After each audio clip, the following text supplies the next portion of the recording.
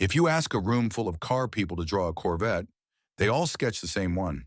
A long, sharp nose, hidden headlights, and that roofline, the one that slices the rear window clean in half, that's the 1963 split window. The car every kid doodled in a notebook and every grown man still stops scrolling to look at. It isn't just a Corvette, it's a time capsule. A fiberglass postcard from the moment America believed it could outdesign, outbuild, and outrun the world. When it first rolled into showrooms, it looked like something that escaped from a wind tunnel.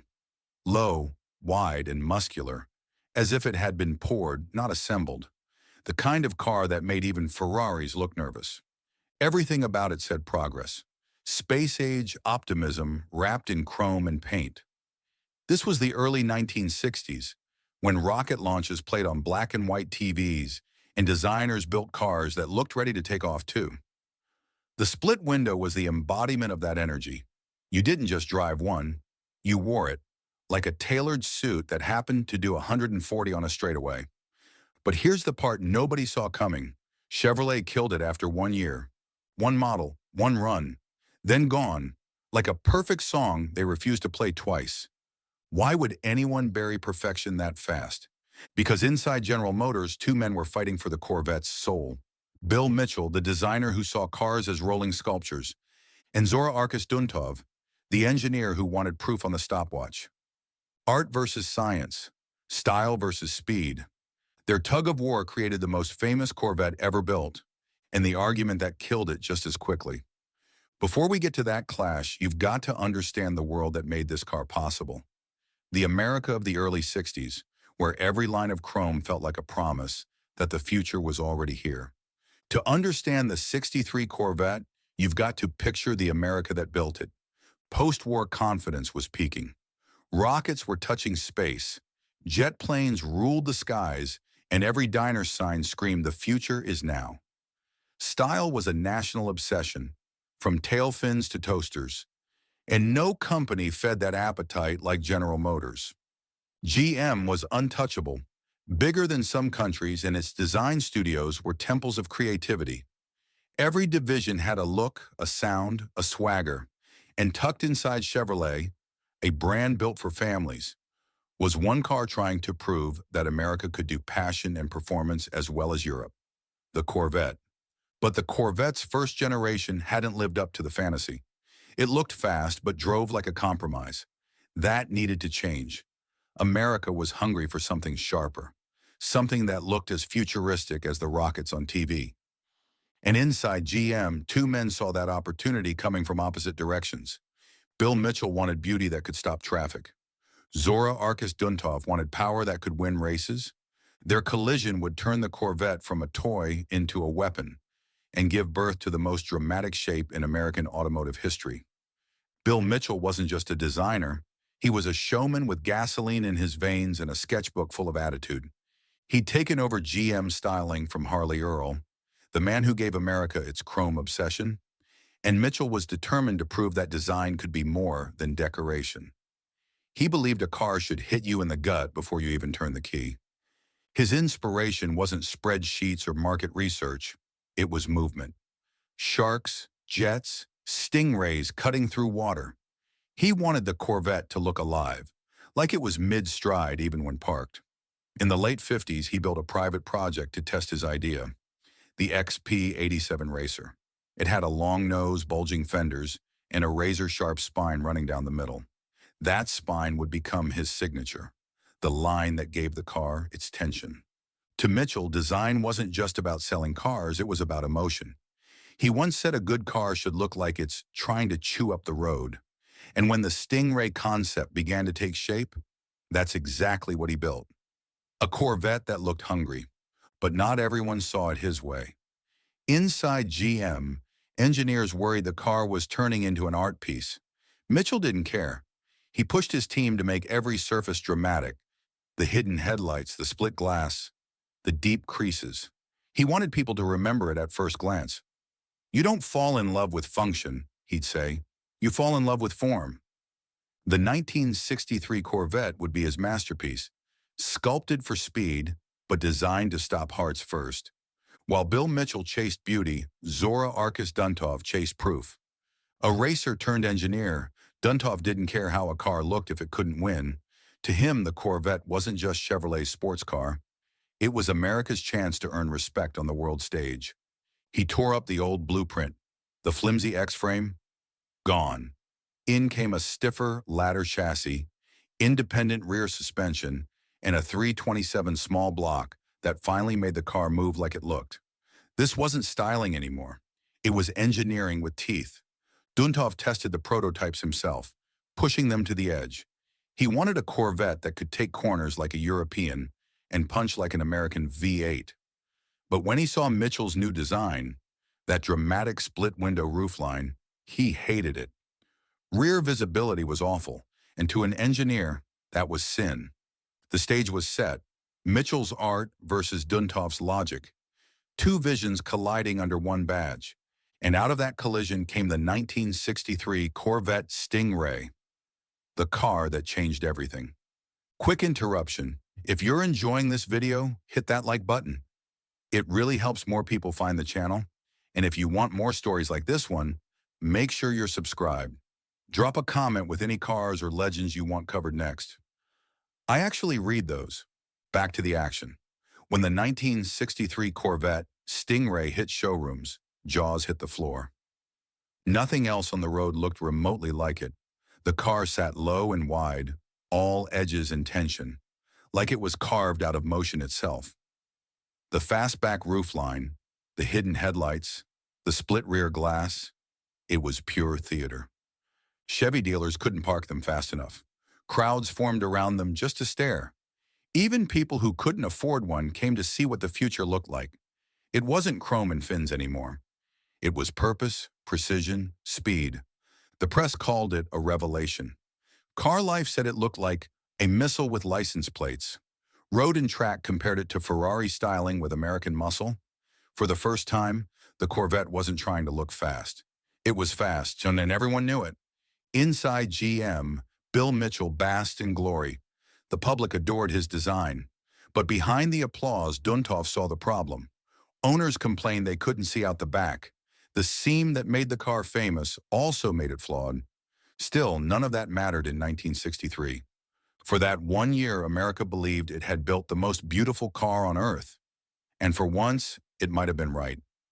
The split window wasn't just a design flourish. It was a battlefield. On one side, Bill Mitchell saw it as the car's spine, the line that made the Corvette instantly recognizable. On the other, Zora Duntov saw it as a crime against function. He didn't care how iconic it looked. He just knew his drivers couldn't see a damn thing behind them. In testing, engineers flagged it early. Rear visibility was terrible, especially at night when headlights doubled through the glass. Assembly teams hated it too. Aligning that center seam was a nightmare. But Mitchell refused to budge. To him, that split wasn't a problem. It was personality. You could spot it a block away, he argued. For a while, he was right. The public loved it. Dealers sold everyone they got. But by mid-year, the complaints piled up. From owners, mechanics, even the press. Car and Driver called it a designer's indulgence. By the time the 1964 model rolled around, Duntov got his way. The split was gone. Chevy quietly replaced it with a single piece of curved glass. Cleaner, safer, easier to build. And just like that, the most recognizable feature of the Corvette vanished after one model year. It was a victory for logic, and the moment the legend really began. When the split disappeared in 1964, the Corvette didn't slow down, it evolved. Chevy smoothed out the rear glass, refined the suspension, and doubled down on performance. The car became faster, cleaner, meaner. Duntov's fingerprints were everywhere. Better handling, more power, fewer gimmicks. The C2 generation hit its stride. By 1965, you could option disc brakes and the 396 big block. By 67, the 427 made the Corvette a full-blown muscle legend. The split was gone, but its DNA ran through every line and every roar of the engine. Mitchell's design had proven the formula. Duntov's engineering made it stick. Together, they'd created not just a beautiful car, but a blueprint for every Corvette that followed. Even as new models rolled off the line, the 63 stayed different. It wasn't the fastest or the most advanced, but it was the first Corvette that looked and finally felt like it belonged on the same stage as Europe's best. The era of the pretty American sports car was over. The era of the world-class Corvette had begun. For a while, the split window was just another used car, a cool relic from the early 60s. Then something happened. Time started to rewrite the story. By the late 1970s and into the 80s, collectors began hunting down the cars that defined their youth. Muscle cars were roaring back into style, and among them, the '63 Corvette stood out like a crown jewel. It wasn't the fastest or the rarest, but it had that one-year-only magic, the trait collectors love most, something you can't just order again. Auction houses started whispering about them. Prices crept up, then exploded. Guys who'd once owned one in college were now walking into Barrett-Jackson with checkbooks ready. What had sold for a few thousand new was suddenly commanding six figures. And it wasn't just nostalgia, it was status. Owning a '63 split window meant you understood the difference between cool and iconic. You weren't just buying fiberglass and horsepower, you were buying a story, the designer's hill to die on. The argument that made history. Pop culture only fueled the fire. Magazine covers, posters, even cameo shots in movies. The split window became visual shorthand for American classic. That distinctive seam made it instantly recognizable, even to people who couldn't tell a carburetor from a crankshaft. The car that once divided GM now united generations of car lovers. And the more years passed, the clearer it became. Chevrolet hadn't just built a car in 1963. They'd built a memory that refused to fade. 60 years later, the '63 split window isn't just a car, it's currency.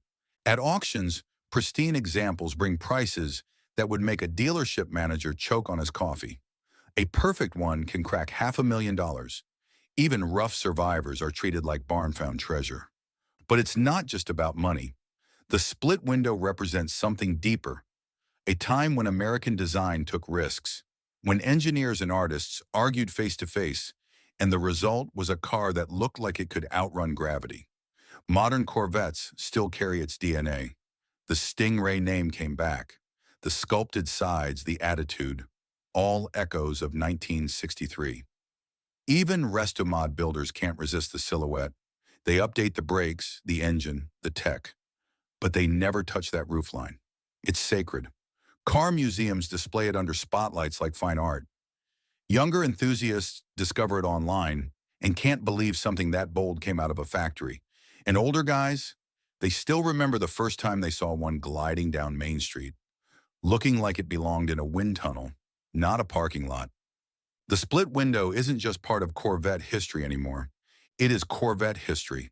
The single line down the glass that still divides beauty and practicality, art and engineering, past and present. The 1963 split-window Corvette proves something no wind tunnel or focus group ever could. That perfection isn't what makes something timeless. Personality does. Chevrolet killed the split because it broke the rules.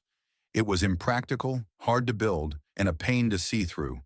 But that same imperfection made it unforgettable. It gave the car character, a flaw you could love. In a way, the split window is a snapshot of America in its prime, bold enough to try something dramatic, confident enough not to apologize for it. It's what happens when art and engineering crash into each other and both refuse to move. The result isn't compromise, it's legend. Every Corvette that came after owes something to that fight between Bill Mitchell and Zora Duntov. One gave it a heartbeat, the other gave it a pulse. Together, they built the car that turned Corvette from a nameplate into mythology. 6 decades later, nobody brags about the '64's better rear visibility. They brag about owning the one that dared to be different. The split window wasn't built to please everyone. It was built to be remembered. And that's exactly why it still is.